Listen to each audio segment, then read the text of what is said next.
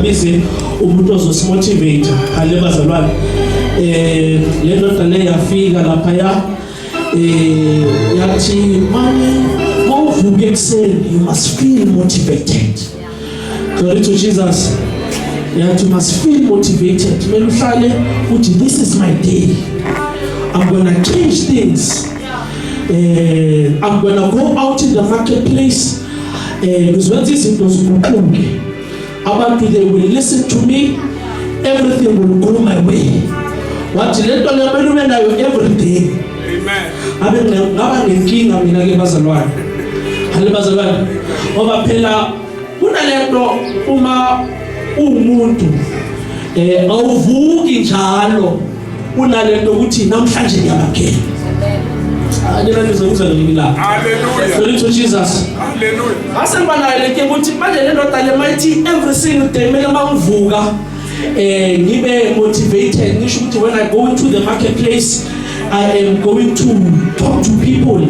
I'm going to bring sales. I'm going to make a difference. I never motivational speaker Kulumanjan. And when you wake up in the morning, because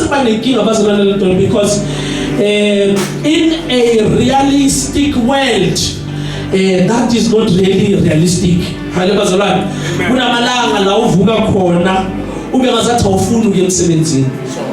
Glory to Jesus. Kube namalanga la uvuka khona uvela uqasuke umphathi wakho. Hallelujah bazalwane. Awuqabanga i-environment oyakuyona uqasuke. Hallelujah. Kodwa le ndoda le ithi irregardless mawuvuka wena.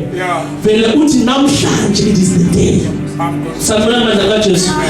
am I saying this? I'm saying this because it goes on in a simple way. Hallelujah. There are days sometimes when we say we want to go to the house of the Lord. Hallelujah.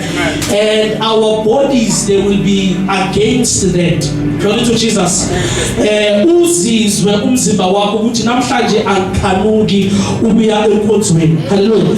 It is Sunday. Kodwa my body, it is shutting down. Amazwi ngizo bazalwane. Awusabona kodwa manje kaJohn. Ukhuluma motivate ngale nje noma. Ukuzelekane nje bazalwane ukukhuluma kanjalo bazalwane. And ngifuna ukwazisa namhlanje ukuthi that thing is completely normal. Hallelujah.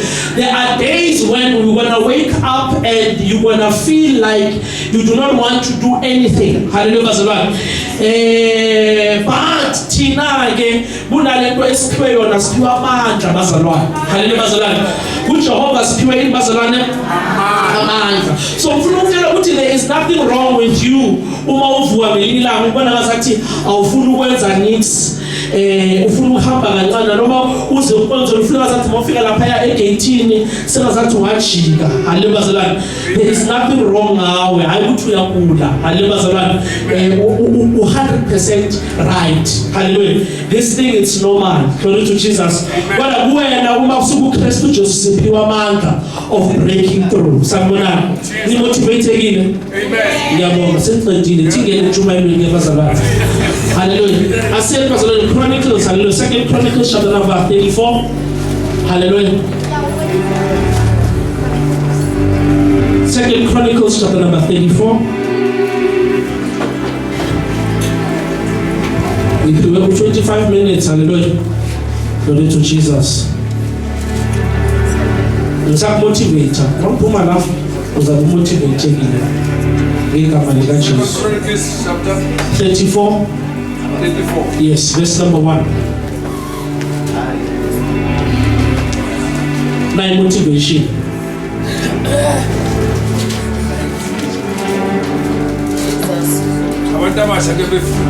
Yeah. Yeah, motivating in the bazalwane. They encouraged.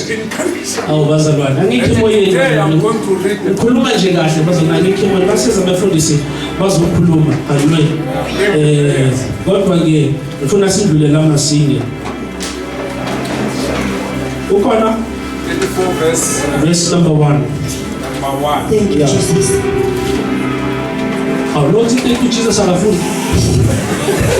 Oh, ufunda ungathi thank you Jesus what? Josiah. Okuqala. Hayi wena ufundi namhlanje uhlala phansi. Ngithi la emuva nabafunda. Kodwa uyena uma ufundi Abafuni nangesilungu bazalwane mina ngiyanamukela namhlanje. Yeah, ngiyanamukela bazalwane nangesilungu. Read, you learn how to read. Siyafunda izwi lenkosi encwadini 2 Chronicles Yeah. chapter 34. Josiah was 8 years old when he became king, Yeah. and he reigned 31 years in Jerusalem. Okay. And he did what was right in the sight of the Lord, Yeah. and walked in the ways of his father David. Okay. For in the 8th year of his reign, while he was still young, he began to seek the he began to seek the God of his father David. And in the 12th year, he began to purge Judah and Jerusalem for the high places, the wooden images, the carved images, and the molded images. They broke down the altars of the Baals in his presence, and the incense altars which were above them he cut down, and the wooden images and the carved images and the molded images he broke in pieces and made dust of them. Chapter number 8. Number 8. In the 18th year of his reign, Yeah. when he had purged the land and the temple, he sent Shaphan, the son of Zala, Messiah, the governor of city, the Joah, the son of Joas, the recorder, to repair the house of the Lord his God. So let's go there. Izwi lakho uNkulunkulu wethu namandla linamandla liyaphila lidabula imisedari yaseLibanon liphunzisa izimbabala khuluma ngalo uNkulunkulu wethu khulume kanye sikuzwe kabili egameni lomfowethu Jesu Kristu amen. Amen. Hallelujah. Amen. Ukhona isiphethelelo ngesizulu phandle komfuthu mashilwana. Umnyaka weshumi nesishiyagalombili wokubusa kwakhe. Okay. Esehlambululile izwe nendlu wathuma uShafani indodana kaAsaliya noMahaseya umbusi womuzi noJowa Bale ku number 1. Ufundo verse 1. 8. Yeah. Number 1. uJosiya wayeneminyaka eyisishiyagalombili ekuqaleni kwakhe ukubusa. Hallelujah. Wabusa iminyaka engama31. Asimzamele ngemayike bazalwane ngoba ngizoshumela naye. Ngiyambona ukuthi uzokhulumeka naye. Hallelujah bazalwane. Nawe ngesilungu ungayivali. Hallelujah. Ngoba kunezinto engiyifunayo. Hallelujah bazalwane. Ngizosifundela nami. Hallelujah. Awufundi number chapter number 34 verse number 1. uJosiya wayeneminyaka ayisebenzi. Hayi namhlanje ngibafundisa nabantu abashukela iBhayibheli. Nalapha ekubonza nayo le challenge. Namanje masina siphuma na last week 2 weeks back soloko ngifaka isikolo sokufunda iBhayibheli. Kodwa sayixoxa ngelingelanga le. Haleluya bazalwane asifundi. uJosiya wayeneminyaka eyisishiyagalombili ekuqaleni kwakhe ukubusa. Wabusa iminyaka engama31 eJerusalem. Hallelujah. Hallelujah. Siyalizwa kona leli verse bazalwane. Siyalizwa leli verse. Yazi lo esimufundile akekho nothi bazalwane nalo wesizulu ngiyazi uyafunda akekho nothi Hallelujah. So manje ngiyamanga ukuthi siyalizwa na leli verse. Hallelujah bazalwane. Hallelujah. Sizokhuluma bafisha. Futhi iBhayibheli uJosiah he was 8 years hallelujah bazalwane of age when he became king in the land of Judah and the land of Jerusalem. Hallelujah bazalwane.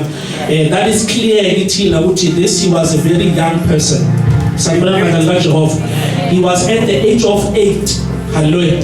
And then he was appointed a king. Hallelujah. In the land of Judah and in the land of Jerusalem. Hallelujah. It's very important that you underline this because this year we are being taught to it doesn't matter your age necessarily. Hallelujah.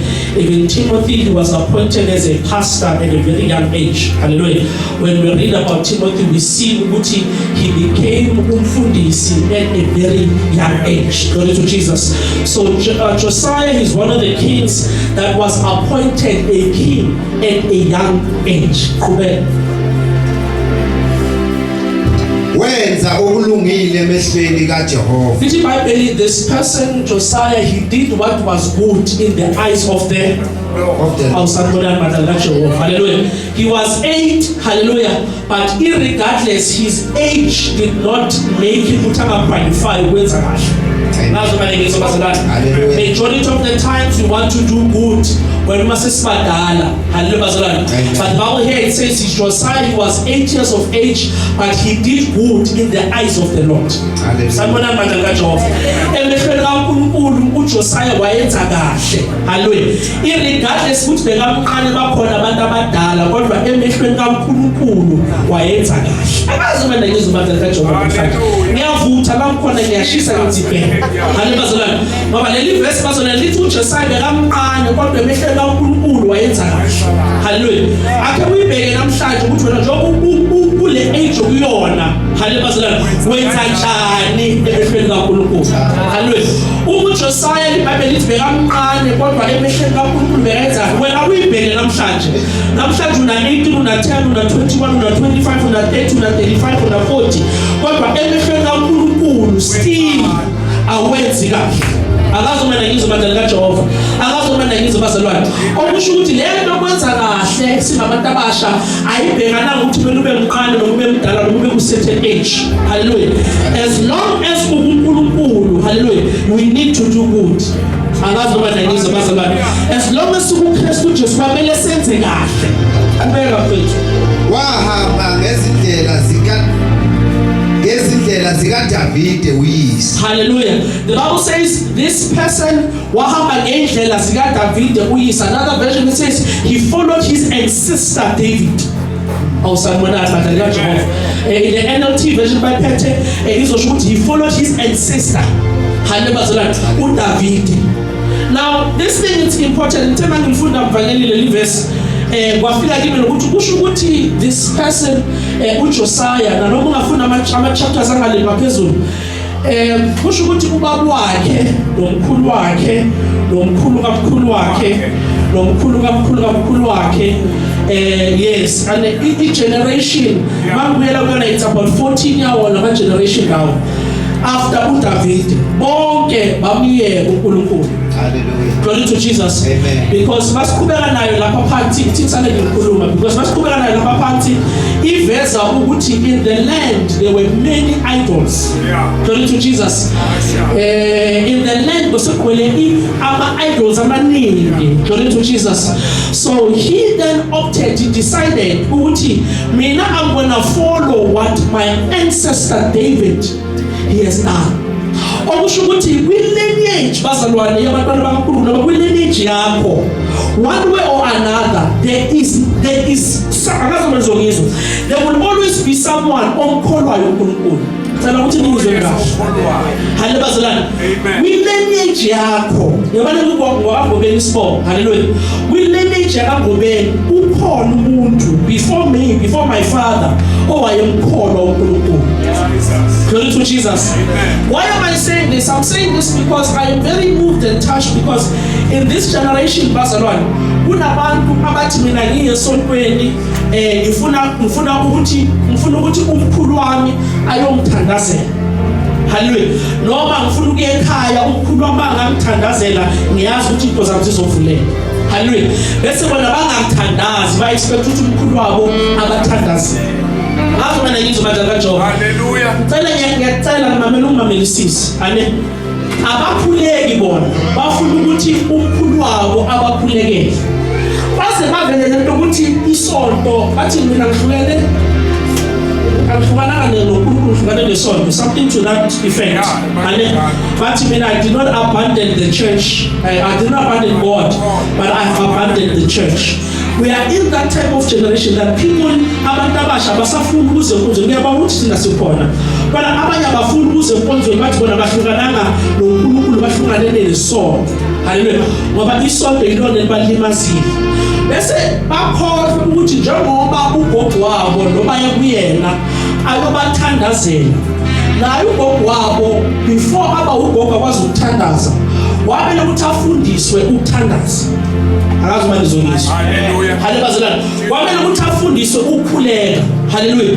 So today they do not want to go and pray, but they want umuntu ozobamela azobathandazela. Abafuna abantu ukuthandaza, abafuna umuntu ozoma azobathandazela. Bona as long as izinto zabo zihamba kahle, they are not interested in all of that.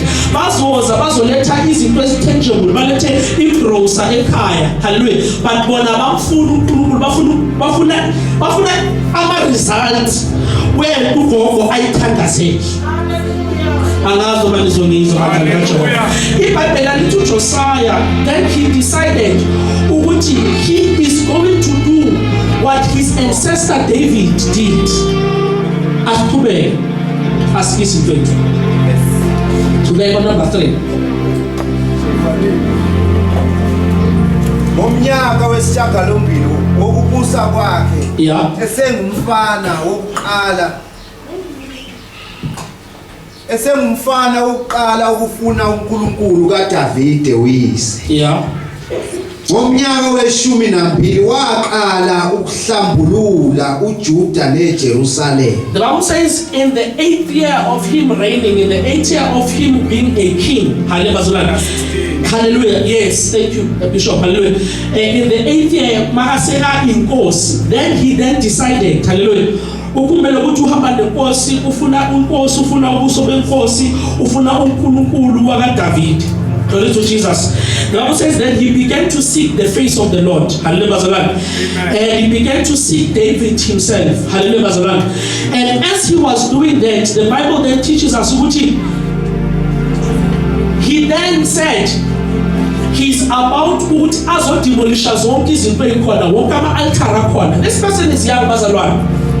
This person is young. He is a king at 8. Now he is 18 years of age. He is a king, and then he now decides ukuthi ngizo-uprooter zonke izinto ezikhona. Glory to Jesus. Ezingabilongi kuNkulunkulu, I'm gonna uproot them. Hallelujah. This person is 18 years of age. Then he decides, hallelujah, that in the land I am going to uproot everything. Glory to Jesus. Everything that does not belong to them, because Judah and Jerusalem, it is a chosen generation. So these things says in Judah and Jerusalem, people are worshiping them. A young person, he now stands. He says, not in this place in Sesekon. I am going to stand. I'm going to be a young person that fears the Lord and seeks the Lord, and I will uproot things that the familiar, the popular, the right. What we mean, let it keep on, let it pepper, as you call, and you just keep zonke. I will call about the Jehovah. Who must do that? Verse number 80. It's in my belly. 18 years a ruler. Hallelujah. Now, 18 years, Bishop, this simply means him uprooting all, because 18 decided and we're going to rebuild this temple. That means Josiah, he did not uproot but calculating hallelujah. Uba inkosi ana 8. Hallelujah. Salmonani. Masakana 18 what decided ukuzobruta izinto. Glory to Jesus. What decided ukuzobhihisa ama-altar akhona. Salmonani. Ibabelithi at the age of masakana 18 years arula. This is 10 years later. Hallelujah. Then he decides that we need to rebuild the temple of the Lord. Salmonani Madalga Jehovah. Masakana 18 years arula. He decided we're going to rebuild the temple of the Lord. What am I saying today? I'm I'm saying, it's gonna take time. Josiah himself, when he uprooted, it's the right term, but these ancestral worships, the